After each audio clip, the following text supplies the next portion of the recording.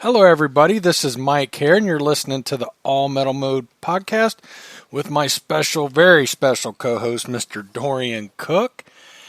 Tonight, we've just kind of got a little bit of everything to throw your way. We're going to be talking several different things. If you're in need of the best digging tools for metal detecting and gardening, go to predatortools.com.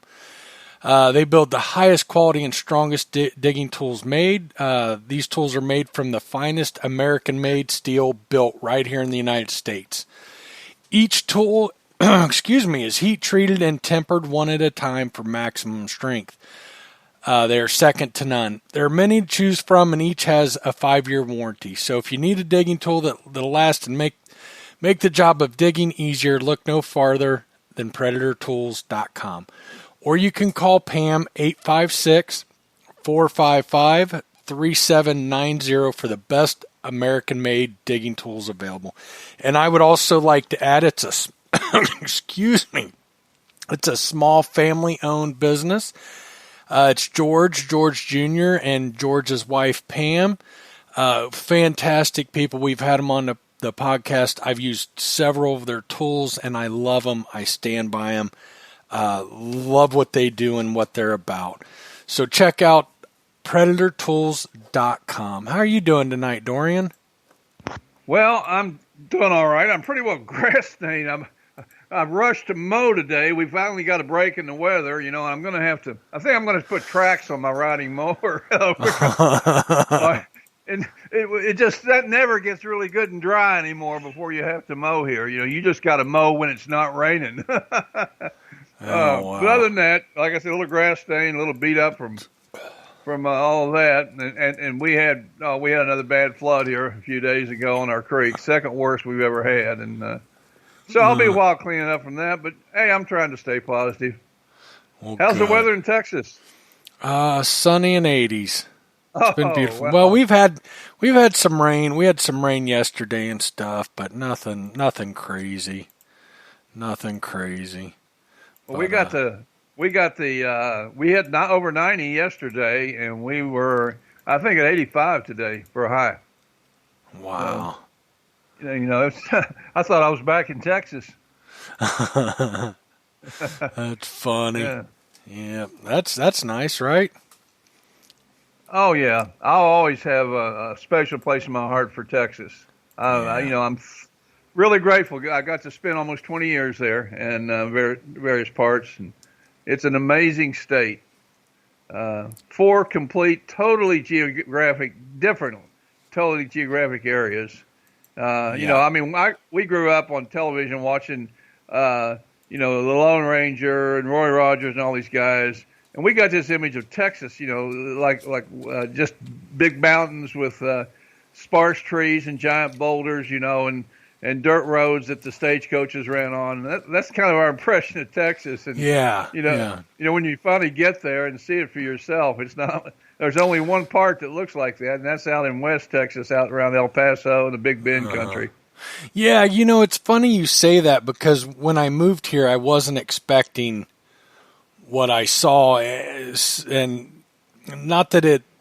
Well, I mean, what I'm getting at, where I live, which is just south of Fort Worth, it would remind you of Ohio almost, but in the woods and stuff, you'll see cactus here and there.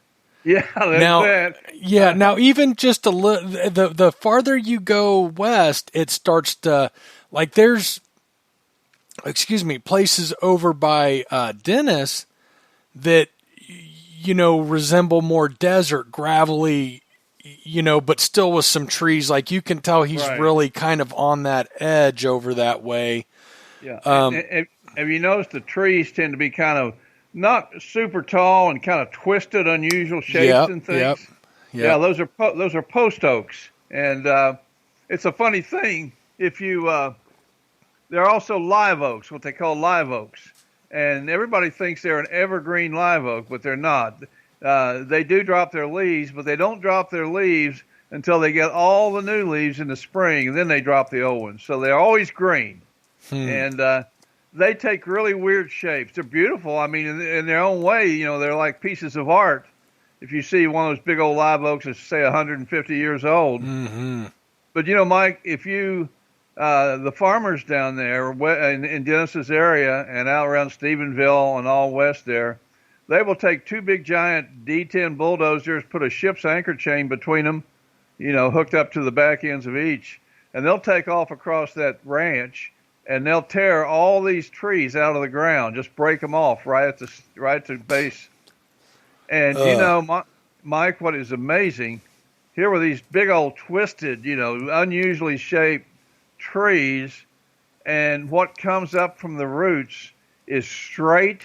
It's a different color. It's got a smooth light gray bark, and the treetop is shaped perfectly, just like you grew it in a nursery for landscaping. It is amazing to see what comes back, because we used to go dig those trees. They had the old root balls in them, but the trees were beautiful, and people would pay good money around Dallas and Fort Worth for those trees. Oh, I bet. Anyway, I digress, but it is one of the unusual things in the area.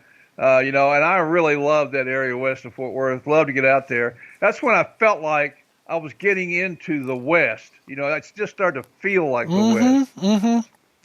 Right, where we're at, it doesn't feel like the West at all. There's no sand or desert. Look, it's grass everywhere, fields. It was kind of surprising to me, although it's not much, you'll see cornfields around here. And I know I got lost one time I missed my exit and I thought, I'll find another route. Well, it ended up me probably an hour northeast of Dallas. And I mean, I come into a community that would remind you of a little small Ohio farming town in Ohio. And there was cornfields all over the place. And it was really surprising to me. We don't see. I'm pretty much in where it's big ranches with cattle, but I will see. You do see some cornfields and stuff, but it was really, really different. And then then I'm not that far from Dennis, and just drive less than an hour west, and it starts feeling a little bit more like desert. Yeah, but excuse me, I'm sorry. Oh no, I was done. Go ahead. When you get out as far as Amarillo, you keep going west, Abilene, and then especially by the time you get to Amarillo, it is desert. Yeah, you're in the desert for sure. But I love Texas, I really do, and I lived in East Texas, the Piney Woods as we called them of East Texas, and if all of you people that are within shooting range there, in Livingston, Texas, is the Big Thicket. If you've never seen it, they even have an old historic train ride through the Big Thicket, great in the fall when the colors are on. But there's an Indian reservation there, and that Indian reservation was where the Emperor Maximilian was secretly brought to and was met by Frank James to help him because he had 10 bullet wounds from his firing squad. And Frank James was able to save his life. But anyway, that's a very historic area. So if you get a chance, you want to take that in East Texas, the Big Thicket. And I forget, I'm sorry, but I've forgotten which Indian tribe has their big reservation there. But that's wide open for visiting, and of course the Indians do arts and crafts and things. So I think we had a great time going there, and great place to take the whole family. So, yeah, absolutely.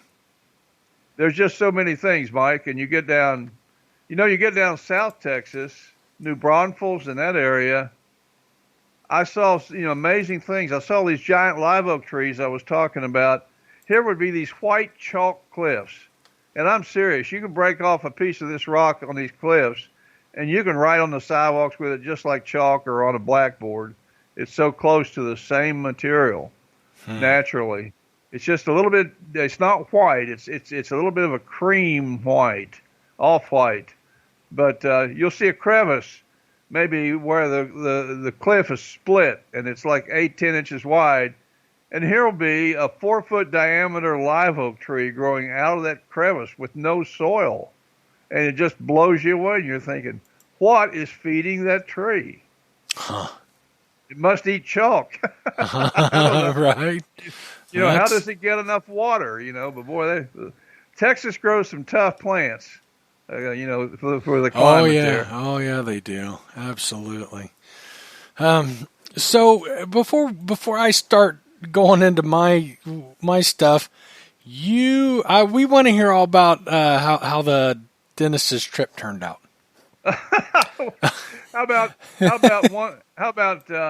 Let's see, 4 words. It was a washout. We didn't even get a detector turned on. That's how bad it was. Oh, But wow. I took Dennis to Dennis had never been in this part of the world, so to speak, in Kentucky.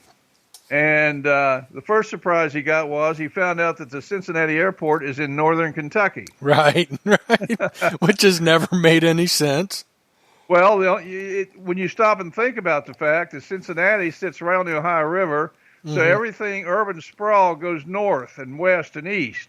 They can't go south because that's Kentucky. You're on the other side of the river. Well, Kentucky over here has all this agricultural flatland. There's a big plateau before you get into the mountains, and it was a natural decision to put the airport there because there was so much more open space. No, I get that, but why? I mean, how can you call an airport for a city that's, you know what I mean, that's in another state? Well, it's officially the Cincinnati/Northern Kentucky Airport. Okay. International airport, yeah. Okay. And by the way, that airport has the highest landing fees that are charged the airlines of any airport in the United States. Huh. But wonder why that is. Don't know. Do not know. Strange. But I wanted Dennis to see Cincinnati without us having to get into Cincinnati. And so first thing on my list was there's a big park in Kenton County, borders the Ohio River. It's the first place you come when you cross the Ohio River on I-75 out of Ohio there. So Kenton County has a big, huge county park called DeVue Park. And it was built right on top of where 60,000 federal troops camped, basically, or most of 60,000, say 45,000 of them anyway. And, they built golf courses, they did all this stuff. And, everything, I mean, amphitheaters, all this stuff. So they have a museum there. It's called the Behringer Crawford Museum. And the lady in charge, I'm told, hates metal detectors. And so after many, many years of being able to metal detect at DeVue Park, she got it closed down to where you have to have a permit. And of course, you have to get the permit from her, which that ain't going to happen. That ain't going to happen. You got to be a degreed archaeologist, make a contribution to the museum, and on it goes. The sad thing is, I was going to donate I have found over 1,200 Civil War artifacts in that park. And I was going to donate them to the Behringer Crawford Museum until I found out what she'd done. So she's going to lose out a chance to have 1,200 artifacts that came right out of the defenses of Cincinnati, all that history right there. And it should be in that museum, logical place for it. And she's not going to get it. Have you ever went and talked to her yourself? Haven't yet. But my source is impeccable. Okay. I mean, this is someone I've known 50 years almost, and this man, if he tells me, something like that, he's not firing blanks. He's telling me what happened because he does his research. So anyway, but I wanted to show Dennis, tell him all the history about the defenses of Cincinnati and I wrote an article about why those defenses were built. They were 10 miles long, stretched in a half circle across the hills of northern Kentucky to protect Cincinnati because the good city fathers of Cincinnati didn't want to have a battle in the streets of Cincinnati. So they said, hey, let's put it over there on the other side. There's nothing but poor, ignorant farmers over there. So they picked the ridge lines, and they built their 10 miles of defenses, and they put 60,000 troops in there because they erroneously believed that's how many Confederate soldiers were going to invade their city, but it was only 6,000, not 60. And to make a long story short, I wrote the story under the title of The Greatest Battle That Never Was. And it almost was a major battle, except when the Rebs came up and sent out scouts, and they found 10 miles of dirt, stone, and log forts connected by deep trenches, big earth embankments, 10 miles totally protecting the city, and manned by 60,000 battle-hungry Yankees. They said, "Hey man, we're good, but we ain't that good." So they turned around and marched back to Lexington. So I thought that would be Dennis's chance to at least to get to see a major Civil War action area in the North here, since it was his first time. And there was a big overlook up on one of the hills in DeVue Park that you can see the whole city of Cincinnati practically. It's a great place, and photographers come there, to shoot pictures and stuff and all that. So I thought the park would be, pretty well empty because of the COVID thing. And to my surprise, the park had hundreds of people out. And that would have been, Sunday a week ago. And they were picnicking, they were bicycling, they were jogging, they were playing golf, they were fishing all around this little lake. I'd never seen that many people fishing around this lake before. And the only sign that anything was abnormal was, well, there was two. They had yellow tape around the picnic shelters, but people just moved out and they filled up all the picnic tables that were outside the shelters, which were, they had a number of them. So the other thing was maybe 1 in 10 people had a mask.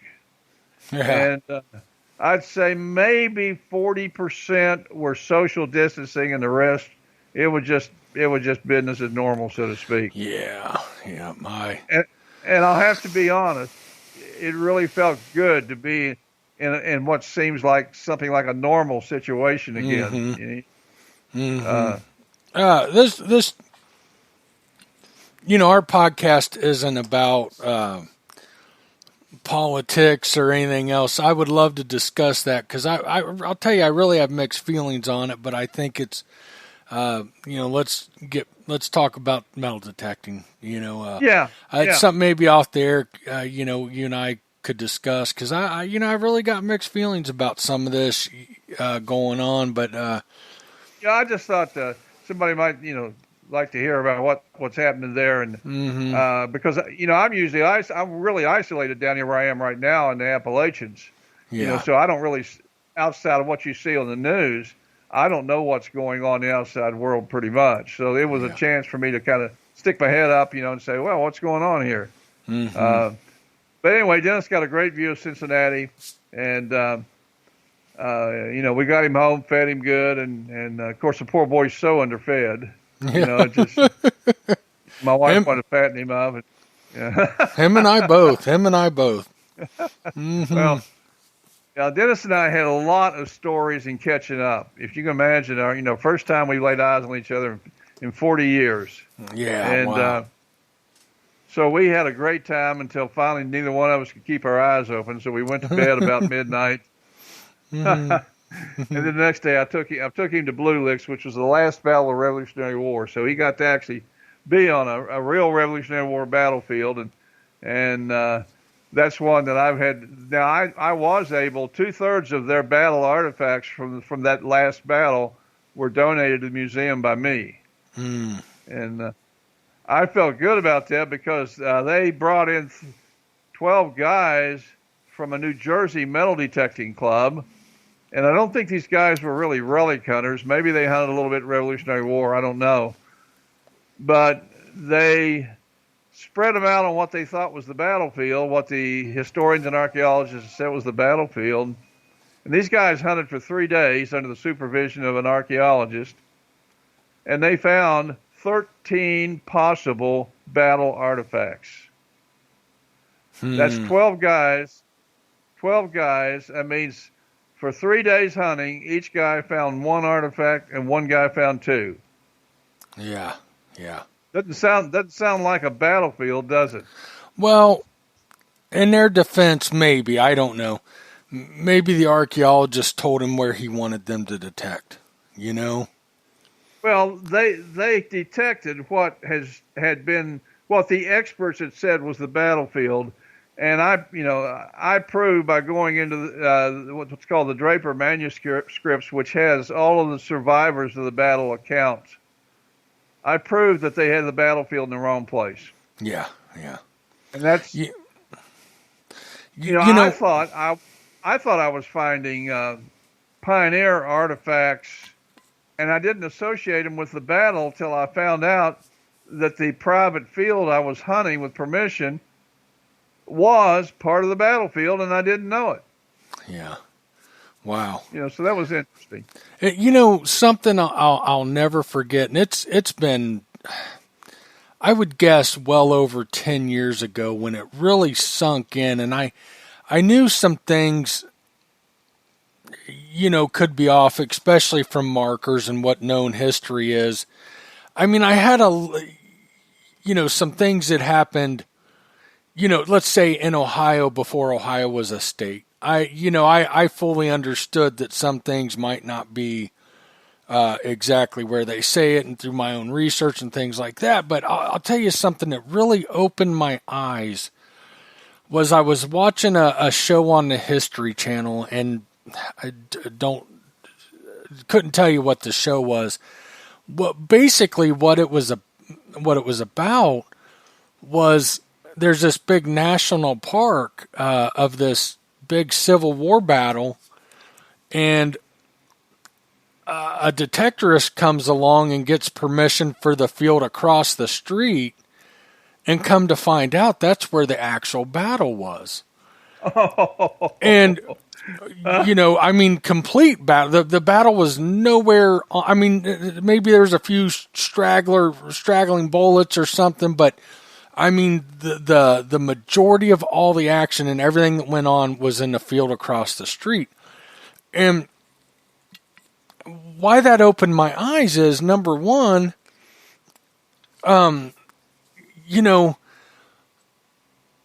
the Civil War was in a pretty civilized time and fought in states, of course, all the states were states then, and, the records were being kept, and, in reality, it's a very, I just had the word and I lost it. It's it's in modern times,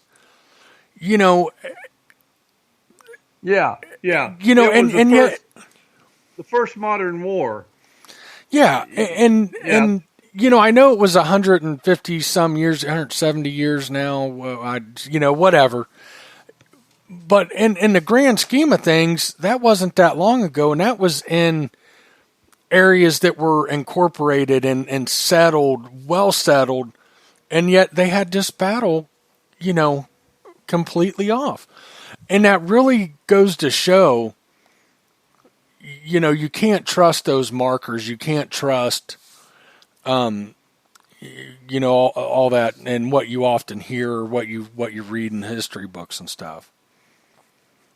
Well, and you're right, and there's a reason for that makes the archaeologists squirm in their chairs. Mm-hmm. When you read archaeological magazines, I don't care if it's biblical archaeology or Civil War archaeology or whatever, National Geographic archaeology, the archaeologists don't publish for our benefit. They publish for the approval of their peers, of other archaeologists. Mm-hmm.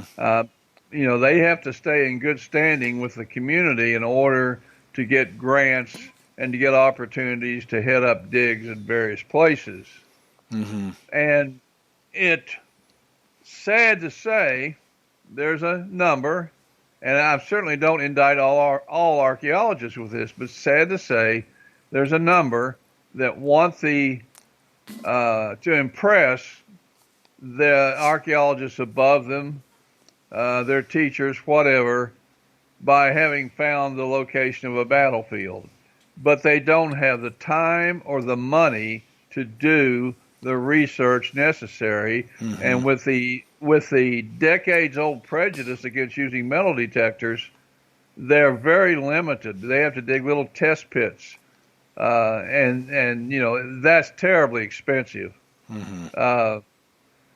There's a big farm, 5,000-acre horse farm that I did a lot of work on for almost 20 years, and I had permission to metal detect on it. And there was a site on the farm, home site of a Revolutionary War colonel. The house burned in 1840, and they wanted to do some archaeological work. And they brought in 10 people, and they had to raise $37,000 in private funding. Now, again, this was 10 years ago. They had to raise this $37,000 in funding, and they dug these little test holes about 2 feet square and about 2 to 3 feet deep, Mike, all over the site. And they found a few pieces of old glass, and I think maybe a couple of, not metal buttons, what am I thinking of? The ceramic buttons. And I believe they found one coin, one large cent. And they dug, I don't know how many test holes. But anyway, they were there 3 weeks. They spent $37,000, and that's what they had to show for it.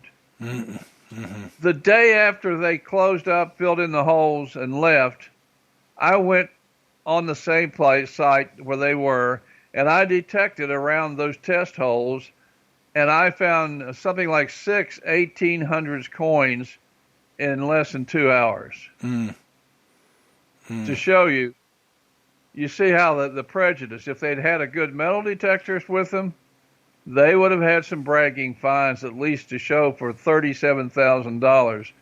What do you think it cost me to metal detect for 2 hours? Right, right. 30 cents worth of battery power, maybe?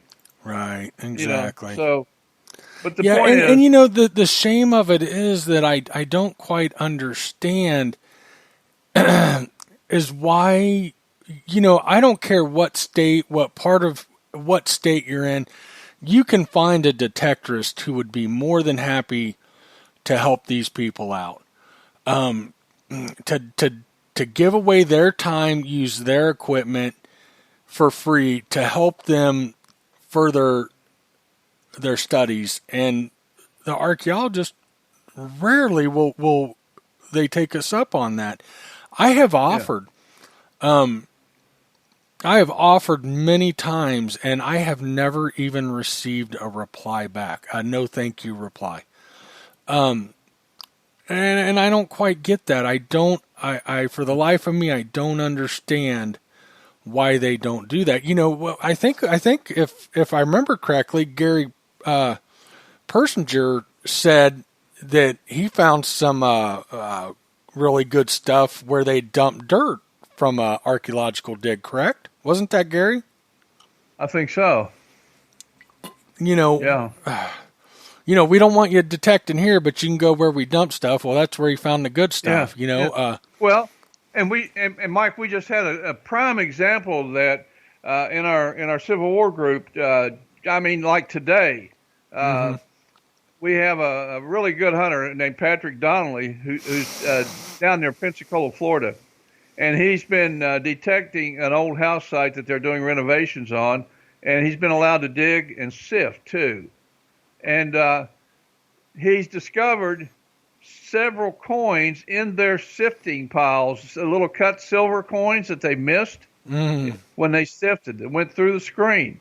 And so, he's made a good point that you need to detect your sifting piles. Be sure you're not missing something. He's got pictures of the coins he found in the sifting pile. So that's, excellent. I mean, there's your proof of what you're saying right there. Right. Yeah, it's a shame. I wish they would, utilize us more. And I've talked to a few people who have been used at those, been invited, but then they're watched and checked, and there's no trust. Most of us detectorists, the majority of us, love history. We want to preserve it. We want to see it on display, whatever. We're more than happy to. I feel like we're all just, the majority of archaeologists look at us as just we're there for the finds, and I know very few people at Metal Detect that have ever sold their finds or any finds. There are, and I have no problem with it. But why it's such a big deal to them, or why they think we're just all thieves and, we're going to come in and take everything. I don't get it. I don't understand. But, really their loss. It's, you run, I mean, these prejudices are deep. They go way back.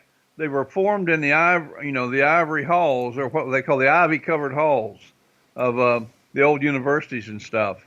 And it became tradition. That's really what it is, Mike. It's a traditional prejudice. It's not based on fact. Mm-hmm. It's based on tradition.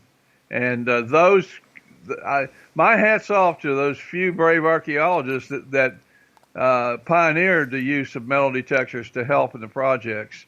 I could quote you examples.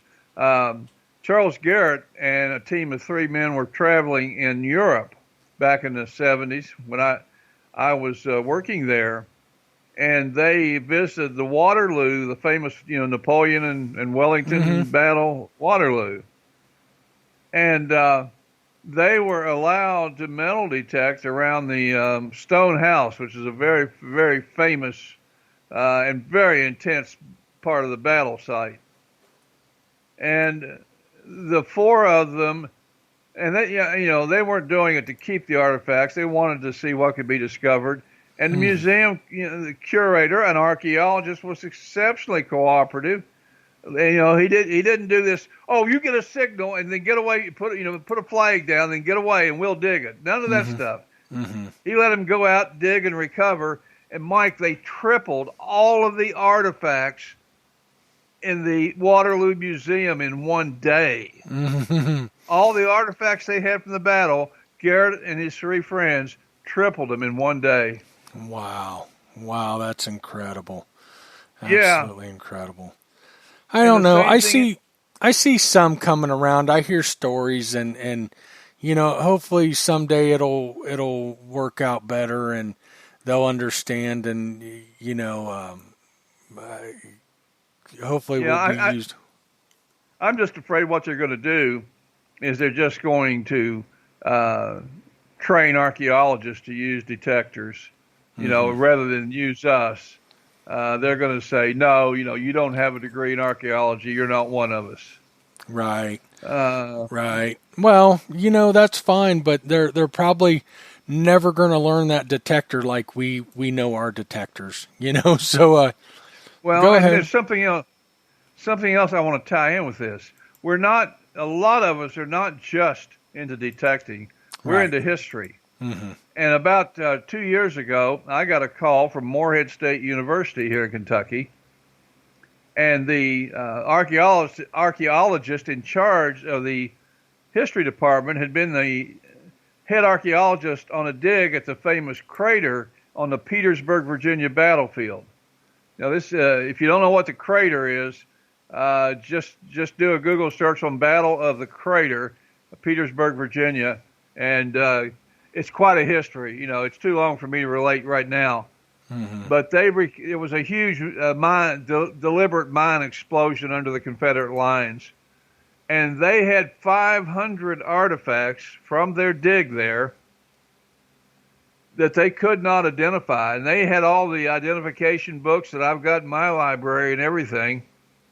And they called me in as an identification expert and asked me if I would agree to look at these 500 artifacts and to see if I could help them identify them.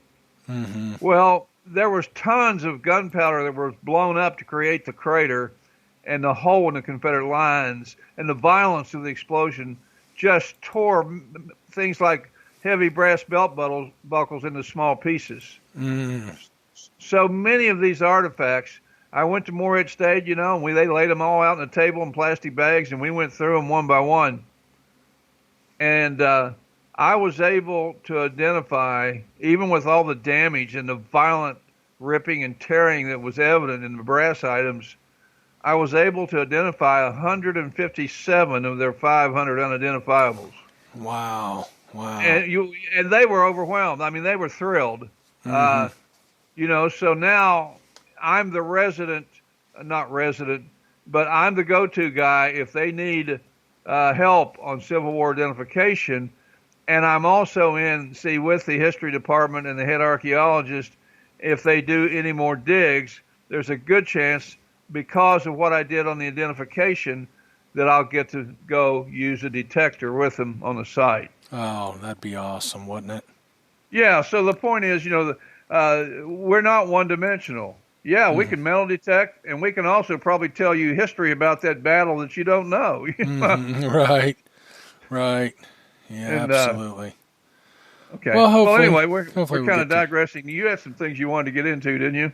Yeah, a little bit. Not much. I did want to bring up, last week we talked about the apex, and I know this, and all the listeners know this. Sometimes I talk a lot without saying much. And I know I'm not the best with words. And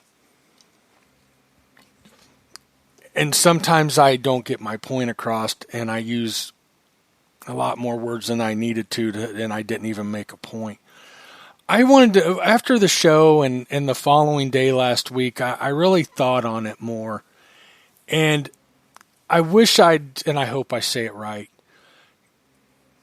There's a few things that I said kind of concern me on the apex. But what I'm going to say, without using it yet, of course, that's a whole different story. But what I'm seeing, it checks all the boxes for me. I'm really excited to try the simultaneous multi-frequency. We know really great things about that because of the mine labs.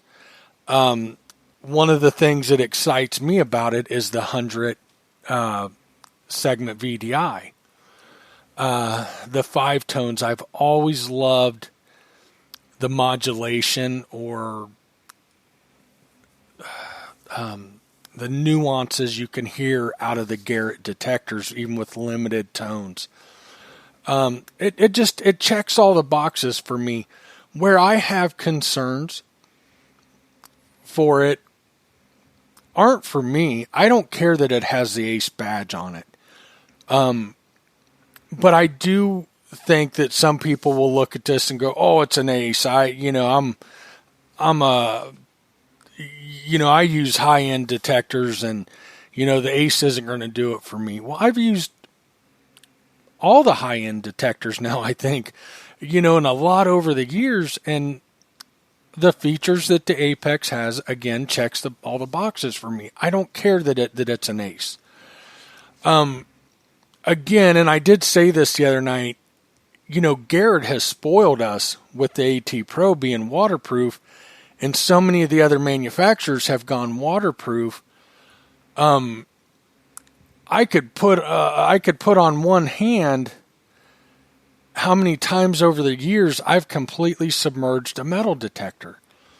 And I don't know that I ever will submerge a detector again. I do like the weatherproof aspect of it, but I think so many people, that was a big turnoff, that it's not waterproof. And I would say the majority of them just need weatherproof. And I just wanted to bring that up. I'm not talking the detector up or down. It's not out yet to use. I don't think it can be talked up or down. But I'll say this, and I hope it doesn't get me in trouble or her in trouble. Gypsy has been going out a lot with it. And a matter of fact, I'm meeting up with her tomorrow.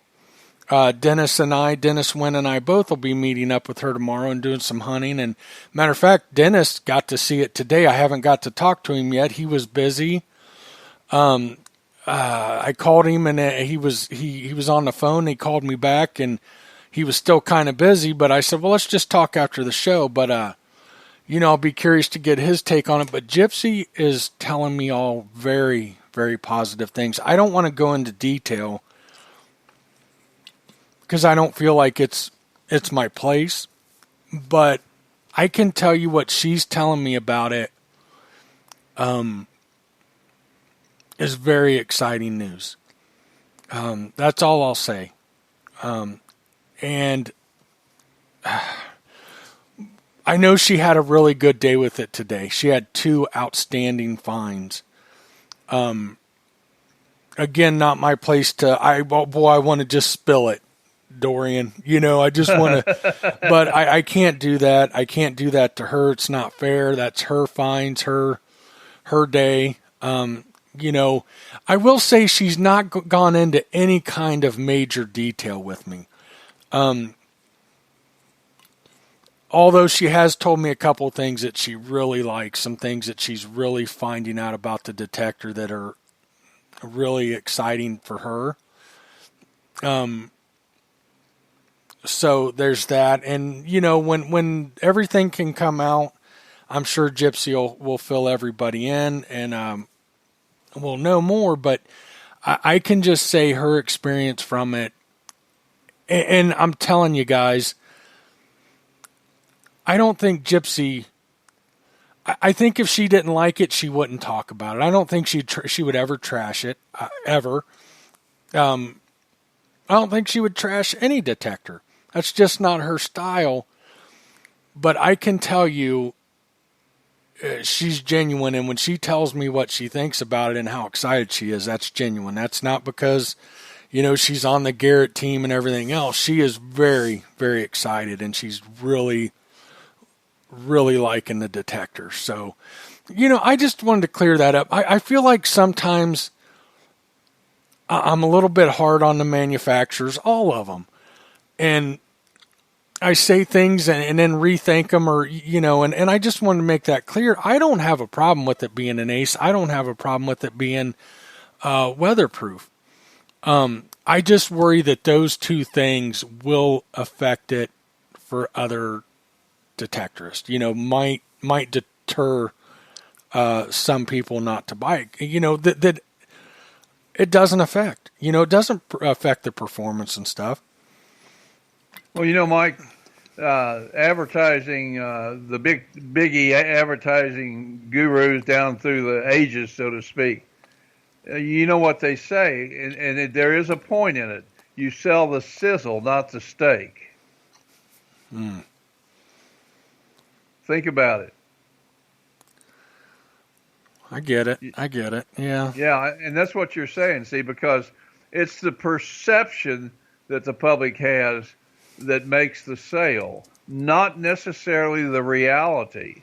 Mm-hmm. It could be better than the perception, and because of that, not as many get sold as should have gotten sold. Or it can be worse than the perception, or thought better than it is. If that's the perception, maybe more gets sold than should have been sold, you see. Now, exactly, I get that. So I'm going to say something, and I am being 100% honest. Gypsy has not said this in any way to me. But with her reaction, the features that detector has, I would not be surprised if it wouldn't outperform the AT Max. And I don't know this. I'm only speculating. The multi-frequency, the iron audio and stuff.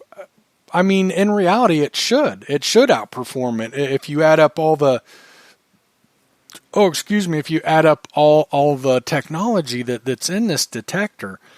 So if you look at it as an ace, and there's nothing wrong with the aces. It's just that in the last 10 years or so, when the Ace 250 came out and it became so popular, and the 350 and then the 400, they were looked at as entry-level detectors. And I think so many people are using more advanced detectors that they don't think something with the Ace tag, with the Ace brand on it, can be,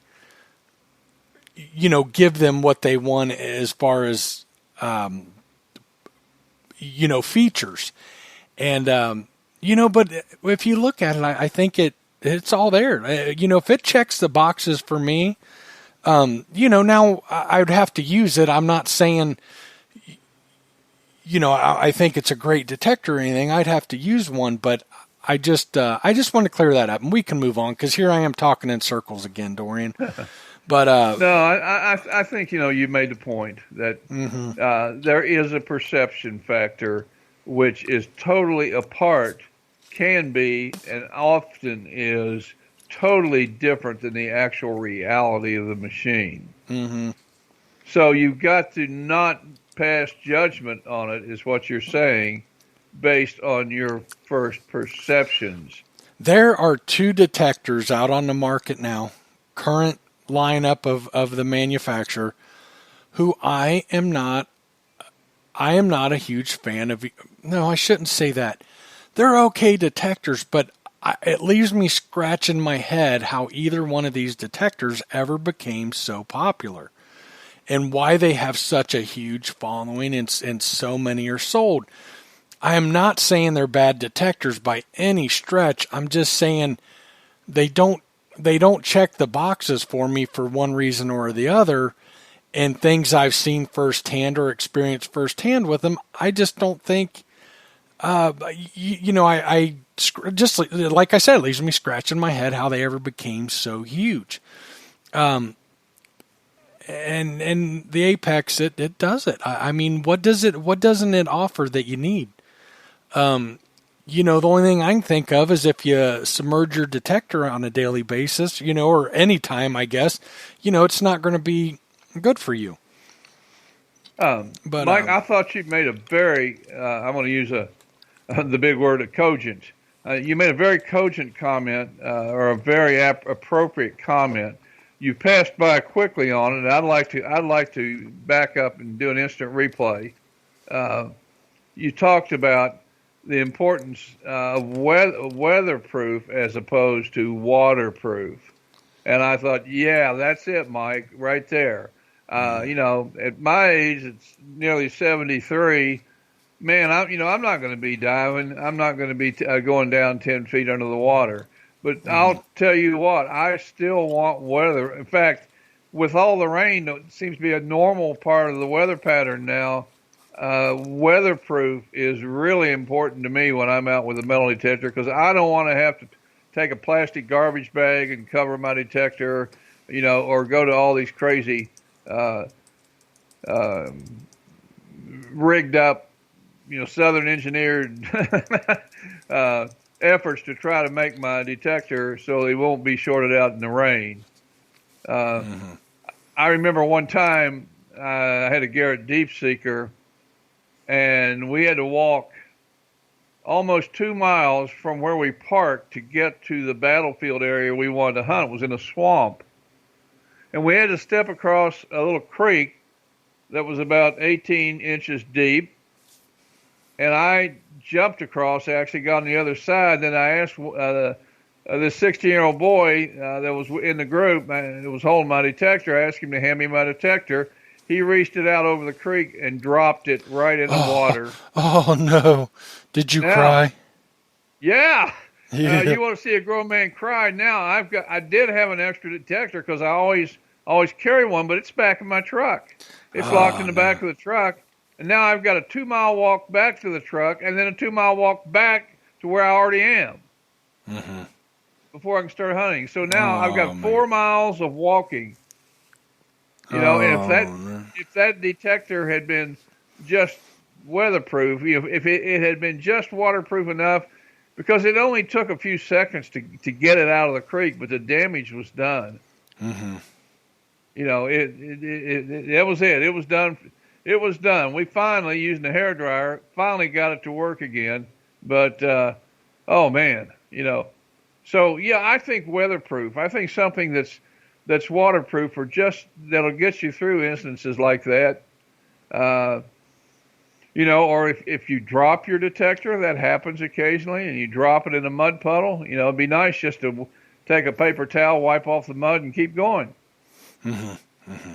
Well, you know, and what really made that stick out to me is in the last week and a half or so, I've had 2 conversations with longtime friends who, you know, I can't believe it's not waterproof. I wouldn't want it because it's not waterproof. And both of them I know really good. And both of them I said, well, when's the last time you submerged one of your detectors? And boy, you talk about getting silent. Well, never. I've never. Right. Then what do you need a waterproof detector for? I mean, I think weatherproof and most people, you know, weatherproof is perfectly fine. Yeah. You know, and I think maybe you have these people that think they're going to go submerge their detector that never do. But for the majority of us, we just it's not even an issue.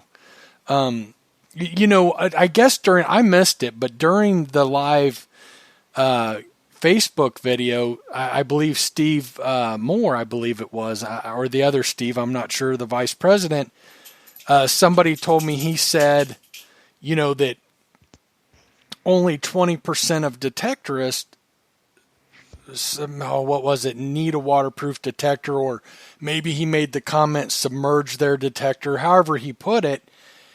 And I would find it hard to believe that there's that many, you know, that need.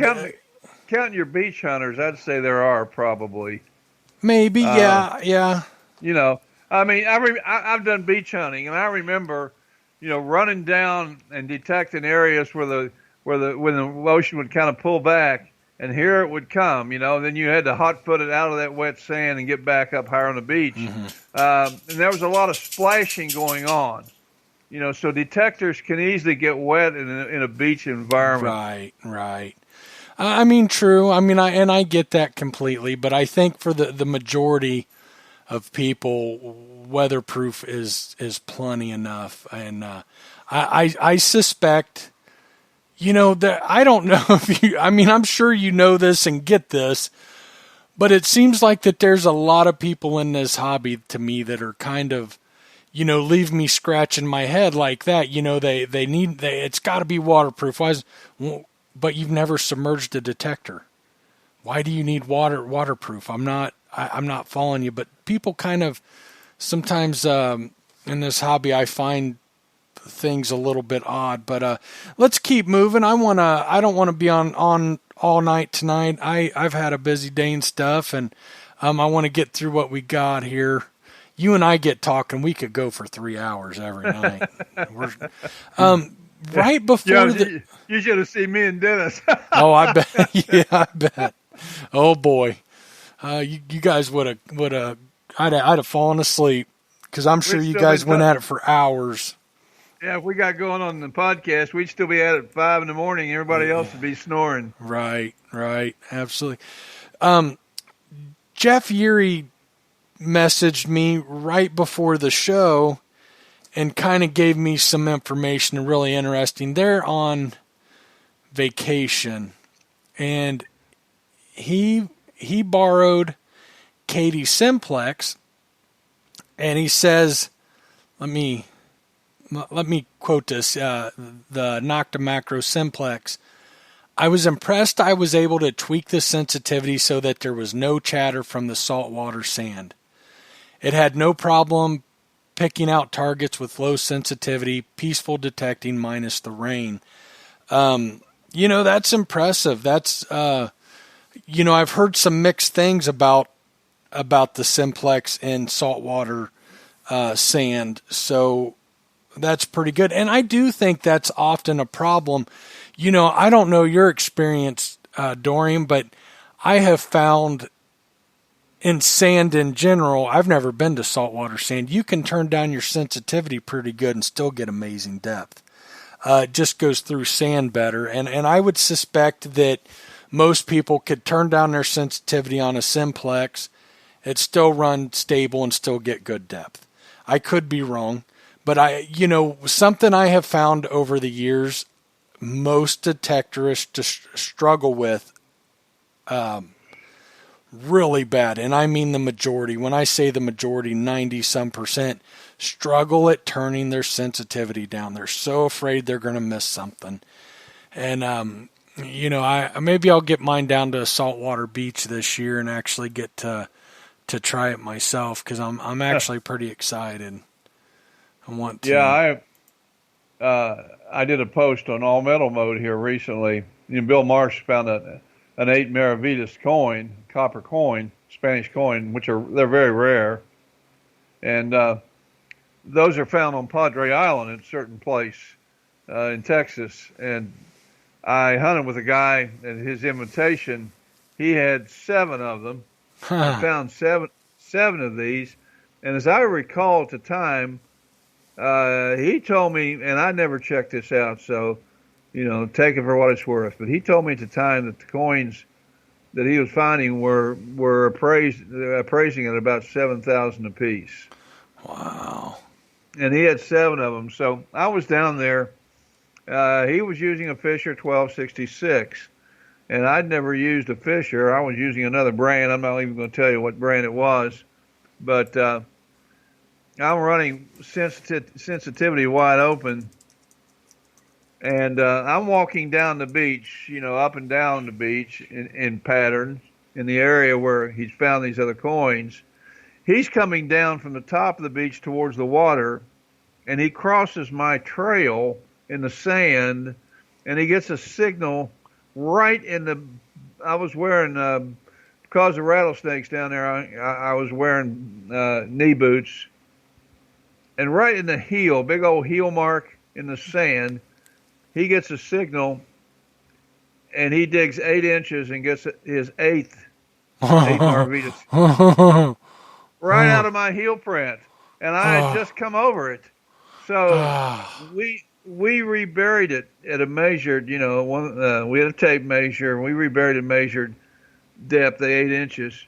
And he showed me how he could hear it clearly with his detector. I could not hear the signal with mine. And we dug it up, and I had to bring it up to 6 inches. With 6 inches of wet salt sand on top, I could pick it up. I could not pick it up at 8 inches. So even on, I have, what, Mike, that affected me psychologically.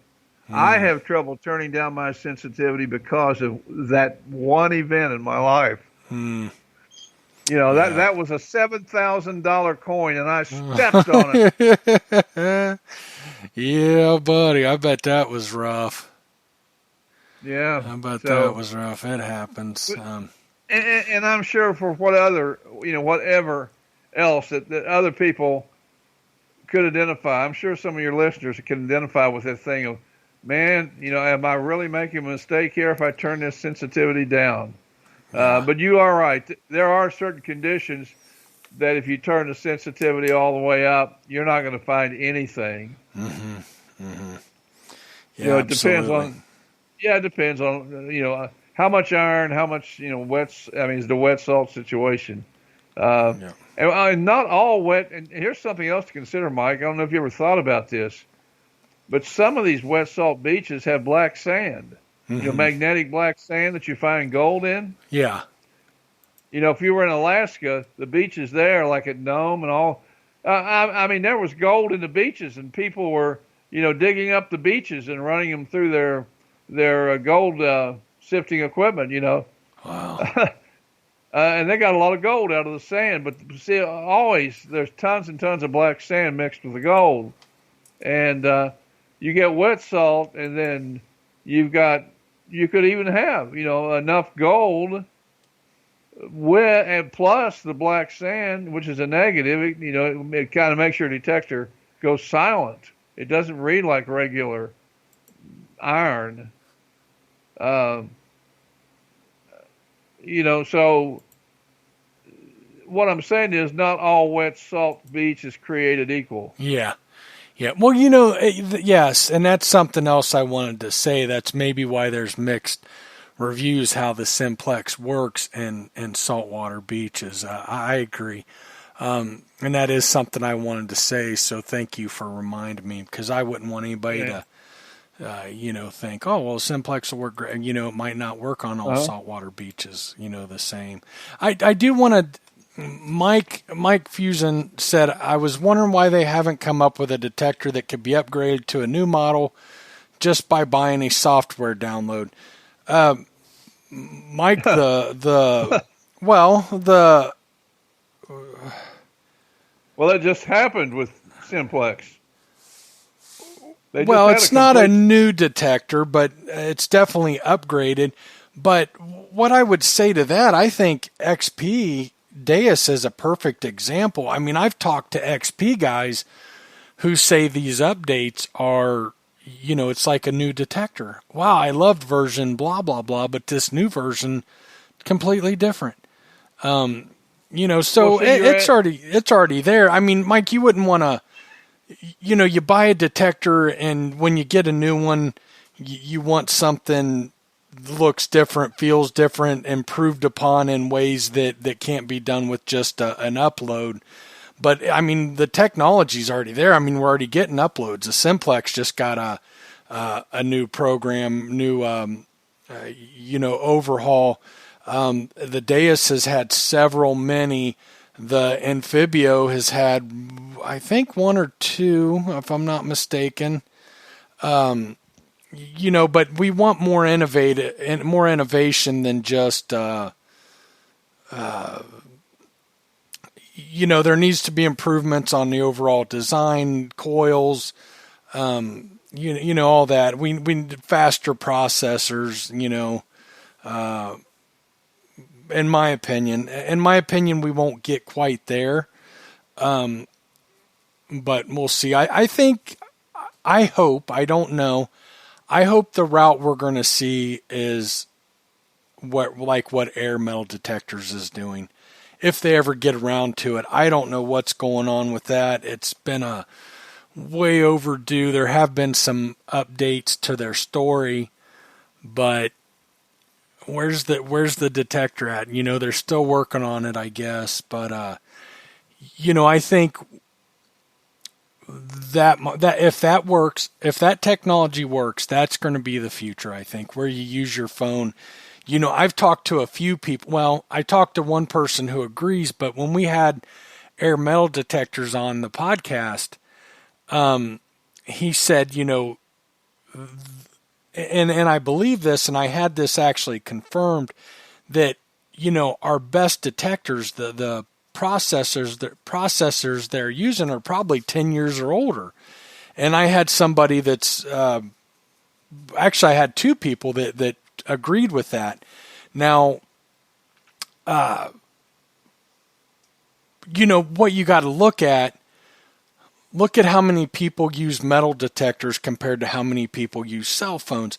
There is a lot more money that goes into R&D on a cell phone than, and it's not that the metal detector manufacturers aren't doing a good job, but they're limited on the R&D money they can put into the next detector, where if we can get it working with our phones, boy, I think it's going to be hard to compete with that, where you're buying a coil and a shaft and you're using your phone. I don't think we're too far off from that. I mean, there's already some out there, some really cheap, from my understanding. I could be wrong, but they're hokey, very hokey.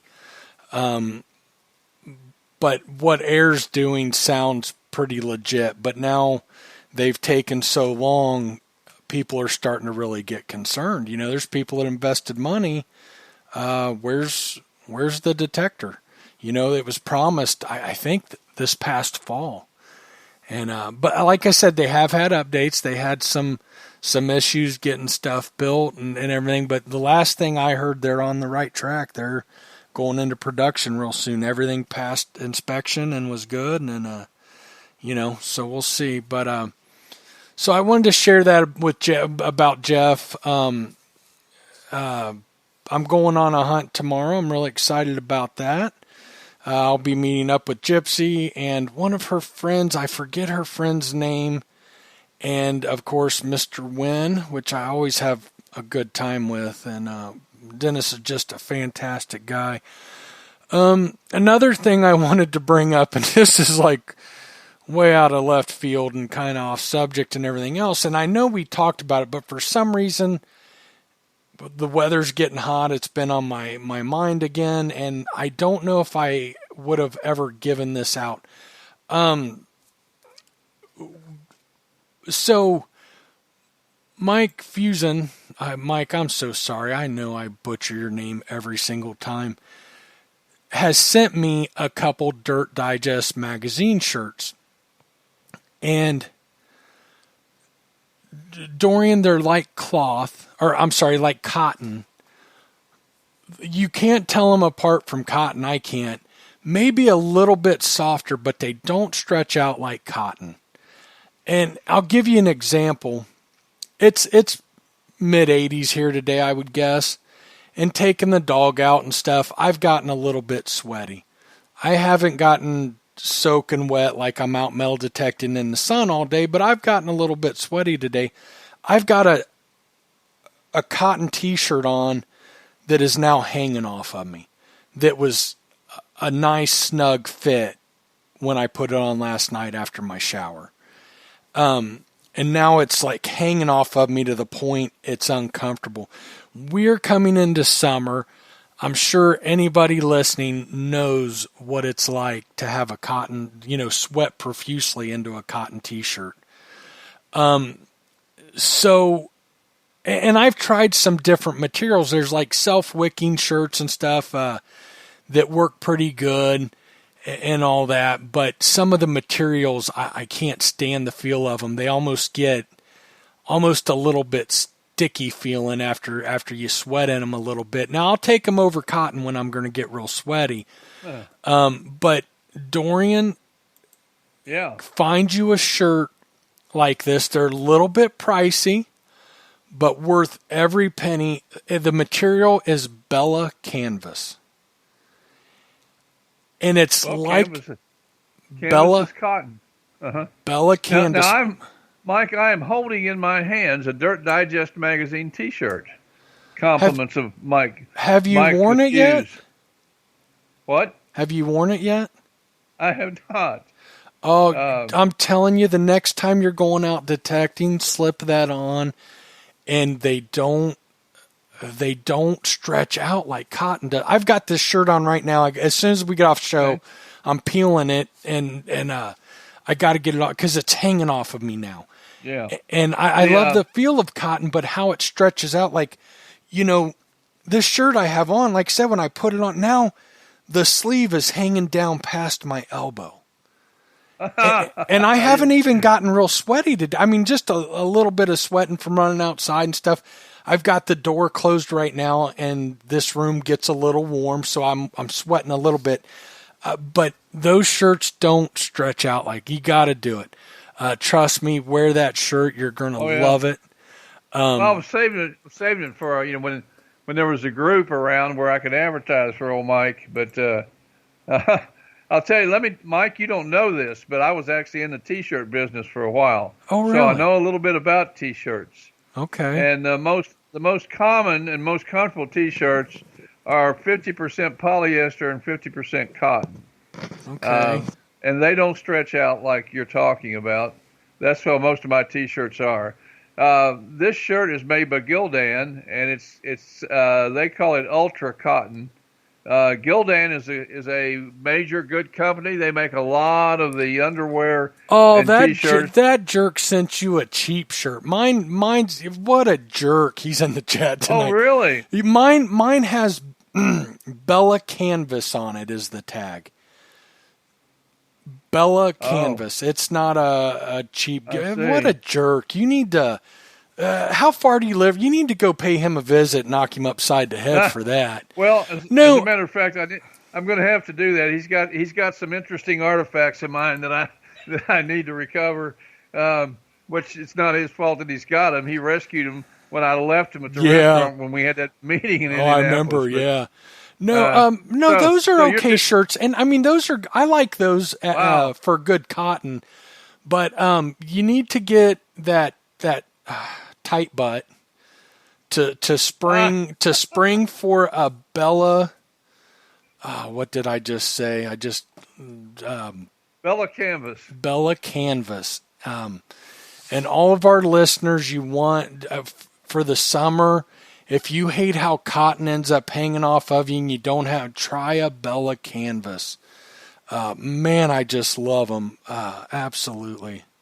Bill said, knowing Dorian, he was in the wet T-shirt business. The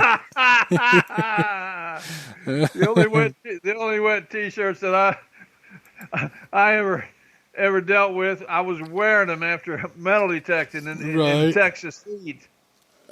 Mm-hmm. Yeah. I have always sweated real bad, and yesterday I came in from. Yesterday, what was I doing outside? Something. I came in, and I might have had a couple of square inches of dry T-shirt around the waistband, and that was it. The rest of that shirt looked like I'd fallen in a swimming pool. Oh, wow. Yeah, well, get you one of those Bella Canvas, and I'm telling you, anybody that gets one, you're going to be thanking me, because I think I have some of the shirts like you're saying 50-50, but when you get really sweaty in those, they kind of tend to stick to my skin a little bit. Not bad. They do. They do that. Yeah. They don't stretch out, and the sleeves won't hang down to your navel or anything. But but they'll feel slightly sticky. Not bad. And because that's what most of my shirts are, I believe, is 50-50. But these Bella Canvas feel just slightly softer than cotton, and they just don't stretch out. I love them. That's my thing, man. Is those? I'm so glad Mike sprung the big money for me. Yeah. Evidently I'm more special than you, Dorian, is what I'm getting from this. Oh, I'll tell you what, we're gonna nickname him Scrooge McDuck. Right. Speaking of Dirt Digest magazine, I'm wrapping it up for the month. It's coming along really good. There's some really interesting articles.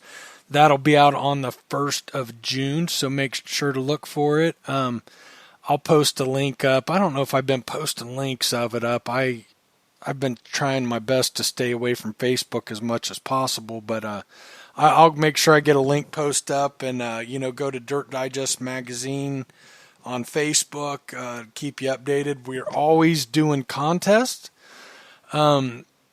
This coming for June, for if you submit an article, you get put in to win a Nocta Macro Hand Digger, and whoever gets selected as the best article will win that. There's a decal as well, bottle, and then also if you've found something interesting, something you want to enter into the find of the month, send a picture, a little bit of details about it, like what state, what is it, your name, make sure you put your full name, and give us any relevant detail, and you're entered to win. Let's see, I believe it's a decal, but Mike's funny bumper stickers. I love his bumper sticker. It says, something like "Vehicles not abandoned. I'm just metal detecting." Have you seen those, Dorian? Yeah, I've got one. Yeah, that's really neat. Yeah, isn't that's it? in the package too. Yeah. So he had to give me the low end shirt because he was including one of those bumper stickers and a mag sauce bottle. So we can't go overboard. We're giving him a bad time. Yeah, absolutely. Mike's a good guy. Yeah, he is. He deserves. I can't believe he didn't send you one of those shirts. Wow, I'm disappointed in you, Mike. We gotta. No, I like those shirts for cotton. I've just and I don't think. I know they're a little bit more, but I don't think they're much more. I don't know if Mike was just trying different shirts or what was going on, but I don't know, because I don't think there's actually much price difference from the guy he's getting them from. but boy, worth every penny. I don't care how much they are. But yeah. So, well, I'm ready to wrap it up if you are, Dorian. Unless you got anything you want to add to it. Did you want me to give? Oh, yes. You got a little story to share, don't you? Yeah, we want to talk about silver nuggets. You hear all about gold nuggets all of the time. Well, I might end up sending some of you on a silver nugget chase here when you hear this story. There's a fellow in our group that's also the administrator for another group, and he posted a story. He's from Oregon, and he posted a story about some giant silver nuggets in Arizona, which is a great story. And if we had the time, I'll save this one. I'll read you his nugget story at another time. But it brought to mind a particular story that came to me through some, some of my friends, and 4 Southern guys that I used to rally hunt with back in the 70s. Some years back, not too terribly long ago, they decided they heard about a place called Cobalt, Canada. And it was a mining district. It's in Ontario, the province of Ontario in Canada. And it's pretty incredible what's come out of the area. There's, of course, a little mining town built up there. But I'm looking at a picture, which I will, I'll post it on All Metal Mode at the end of the show here, Mike, and a couple other nuggets. But anyway, they find huge silver nuggets. They have some regular big time operation silver mines, or have had in the past. Things begin to really pop there around the early 1900s.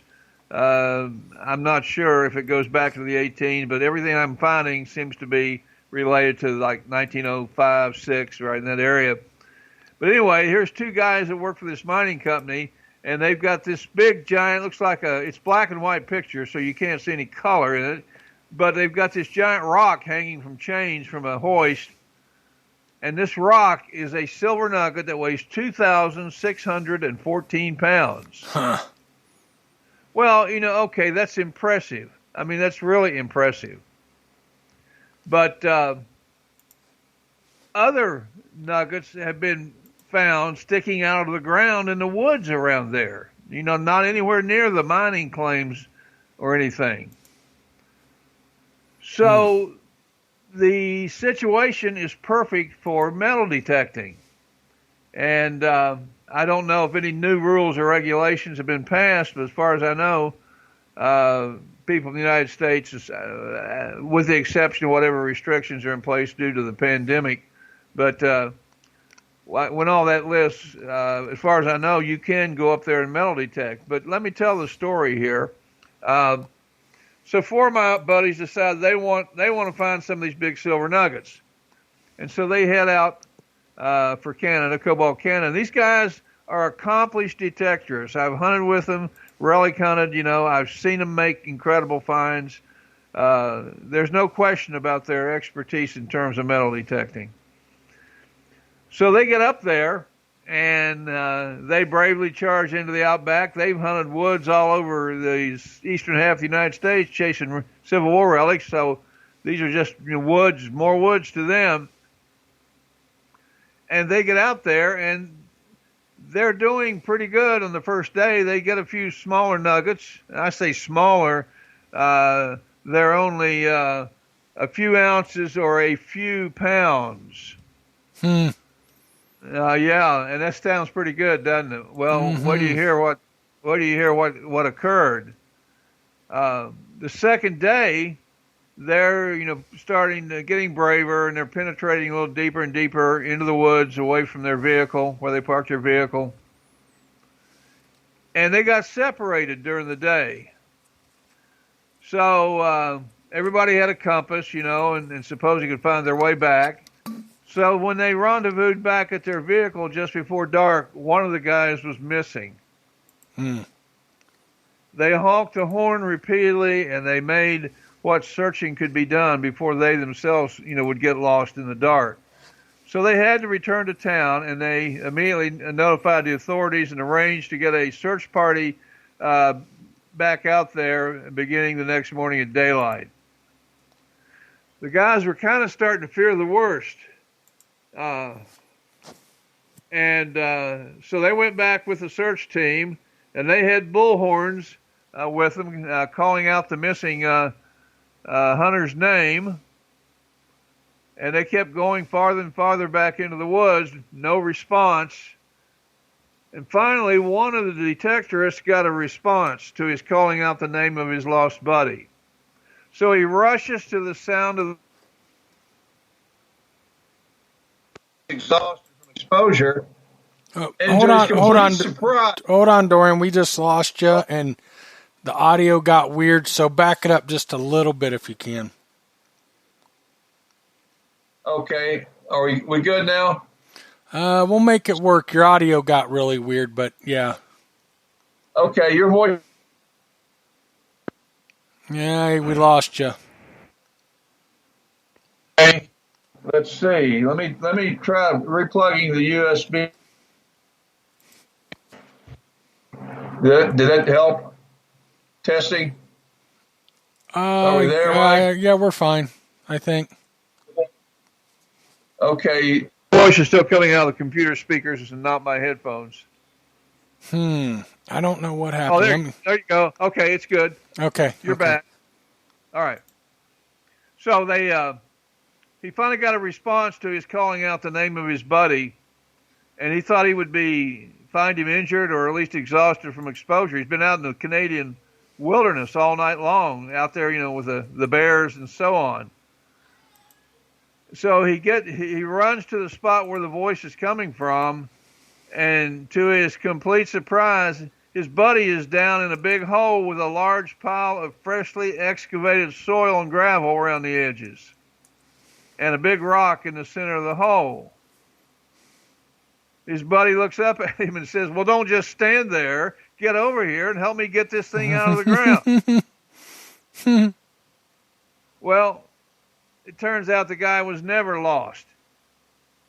He had found what would prove later to be a silver nugget that weighed out at well over 250 pounds. He'd been using his detecting shovel, which is not, a full-size shovel, all night long in his determination to loose the big nugget from its surrounding matrix. The matrix was a combination of clay and gravel, and it was hard. It wasn't something easy. You had to just chip away at it.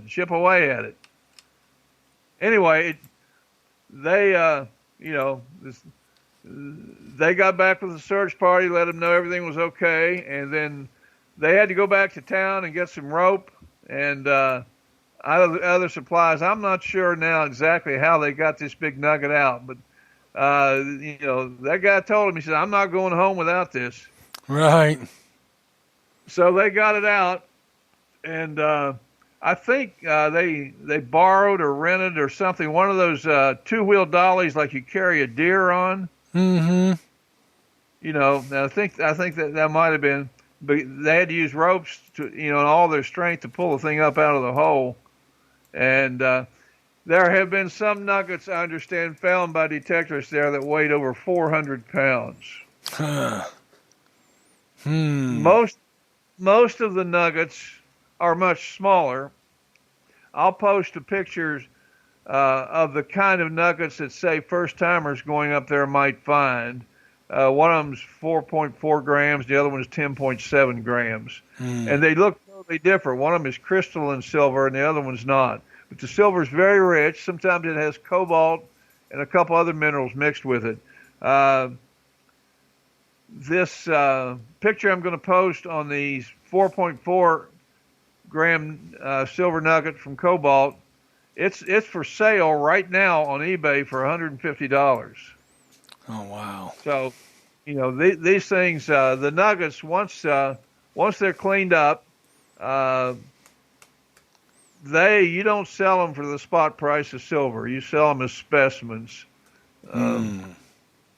And I think that's what happened with that big 250-pounder. Wow. Anyway, now, let me put in a couple of cautions because I know how that pulls on you. I'd like to get in the car and head for Cobalt myself.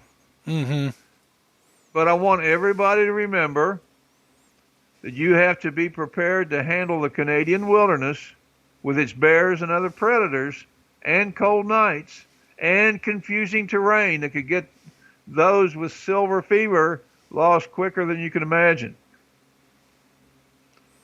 And if you're in a group, please make sure you go with at least one veteran woodsman, somebody that knows the woods, knows basic survival, knows how to build fires, how to seek shelter, knows how to render first aid, serious first aid like a cut vein or artery, things like that, or a broken bone. And please, please, please don't go by yourself because that would be the height of foolishness. This is not something for a one-man show or a one-woman show for that matter. It's just a simple principle that big rewards in metal detecting often require risk management to become reality. Any search for treasure of any kind in any remote area could be your last if the risks are not managed properly. Right. So enjoy the pics I'm going to post, and if you do go and you hit big in the woods around Cobalt, and by the way, that nugget area involves hundreds, if not thousands of acres. I'm not sure exactly just how big it is. I don't even know if they know how big it is yet. Remember where you got this lead. Yeah, all metal mode, not Dorian alone. All metal mode, and we'll take 10%, Dorian? 10%? I think fair. Bill said, and I'm only kidding, Bill said, I love it when Dorian's stories come with a disclaimer.